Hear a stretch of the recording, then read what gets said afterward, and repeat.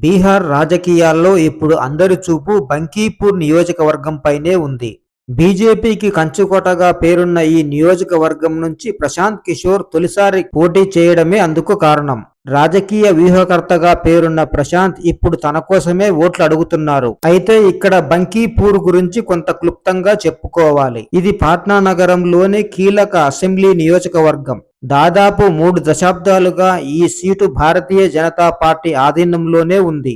మాజీ ఎమ్మెల్యే, ప్రస్తుత బీజేపీ జాతీయ అధ్యక్షుడు నితిన్ నబీన్, ఆయన తండ్రి నబీన్ కిషోర్ ప్రసాద్ సిన్హా ఇద్దరూ కలిసి ఈ నియోజకవర్గం నుంచి 8 సార్లు ప్రాతినిధ్యం వహించారు. అందుకే బంకీపూర్ బీజేపీకి కంచుకోట అని చెబుతుంటారు. ప్రస్తుతం నితిన్ నబీన్ రాజ్యసభకు వెళ్లడంతో బంకీపూర్కు ఉప ఎన్నిక అనివార్యమైంది.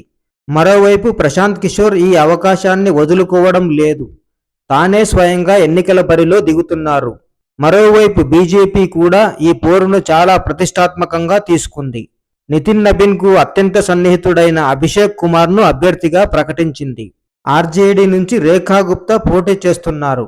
నవంబర్లో జరిగిన అసెంబ్లీ ఎన్నికల్లో రేఖాకు 44,000 ఓట్లు రాగా జన్ సురాజ్ పార్టీ అభ్యర్థి వందనా కుమారికి కేవలం 7,000 ఓట్లు మాత్రమే వచ్చాయి. నితిన్ నబీన్ 51,000 ఓట్ల మెజారిటీతో గెలుపొందారు.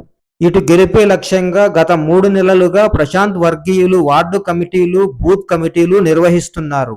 ఇంటింటి ప్రచారం చేస్తున్నారు. ముఖ్యంగా మురికివాడలపై ప్రత్యేక దృష్టి పెట్టారు. పాట్నాలోని 114 స్లమ్లలో 64 బంకీపూర్లోనే ఉన్నాయి. వీరి మద్దతు తమకు లభిస్తుందని జన్ సురాజ్ పార్టీ ధీమాగా ఉంది. బీజేపీ మాత్రం తమకు ఎలాంటి భయం లేదని చెబుతోంది.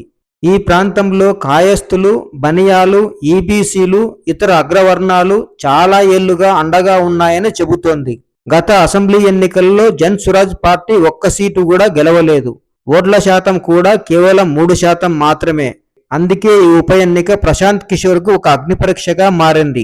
మరి బీజేపీ కంచుకోటలో ప్రశాంత్ కిషోర్ చరిత్ర సృష్టిస్తారా, లేక మరోసారి కమలం వికసిస్తుందా అనేది ఆగస్టు 3న వెలువడే ఫలితాల్లో తెలుస్తుంది.